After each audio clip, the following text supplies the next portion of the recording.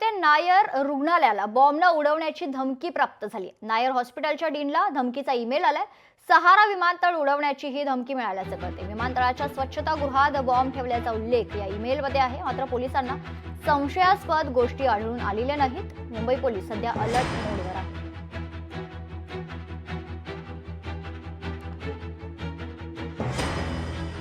मोठी बातमी आपण बघतोय।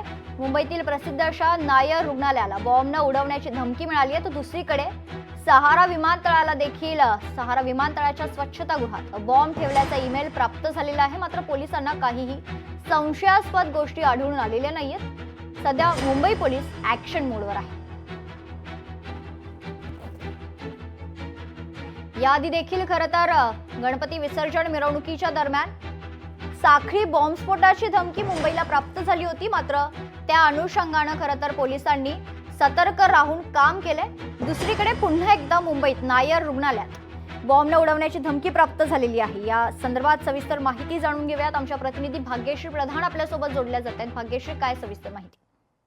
नक्कीच मेघना, खरं तर नायर रुग्णालय आणि सहारा विमानतळ अशा दोन्ही ठिकाणी बॉम्ब उडवण्याची ही धमकी आलेली आहे।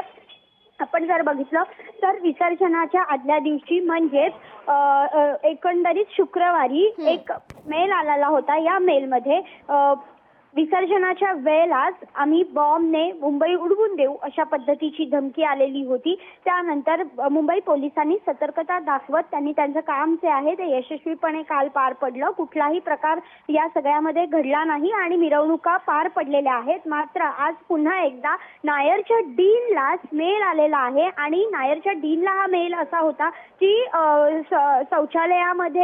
नायरच्या शौचालयामध्ये बॉम्ब ठेवल्याचा मेल होता।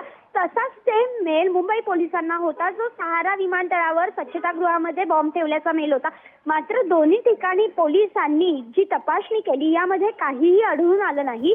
विशेष म्हणजे ज्या पद्धतीने शुक्रवारी ज्या व्यक्तीने मेल केलेला होता त्या व्यक्तीला पोलिसांनी ताब्यात घेतलेलं होतं आणि त्यानंतर पुन्हा अशा प्रकारचे दोन वेगवेगळे मेल आल्याने पुन्हा नेमकं अशा पद्धतीचे मेल कोण करतंय आणि या संदर्भात कोणी माथे फिरू आहे का, या सगळ्याचा जो तपास आहे तो पोलीस करताना पाहायला मिळत आहे।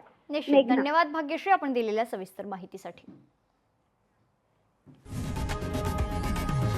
लोकशाही मराठी ऐका, पहा, जागरूक रहा।